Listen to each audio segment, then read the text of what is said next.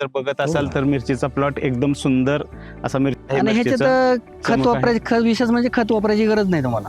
ही चमक आहे ना, हा वेगळी चमक असते ही त्याच्यावर. चमक जास्त आहे मिरचीला. हा नमस्ते, आज आपण आलोय मिरचीचा प्लॉट बघायला. सुकळी केज या ठिकाणी साहेबराव खाडे यांच्या प्लॉट मध्ये आलेला आहे. त्यांना माझं नाव साहेबराव छगन खाडे आहे आणि मी मिरचीचा प्लॉट गेल्या वर्षी पण करतो. तेच तुम्हाला दाखवतो हा. काय काय वापरतो आपण ते. हा. तेव्हा काय एक ग्रोज आहे विवा किसानचं, एक किंग आहे आणि हे डेव्हलपर. ह्याचा वापर अगोदर करतो, त्याच्यानंतर ह्या 2 बटलाचा वापर करतो मी. त्याच्यापासून हा प्लॉट मला वाटतं 70 दिवसाचा.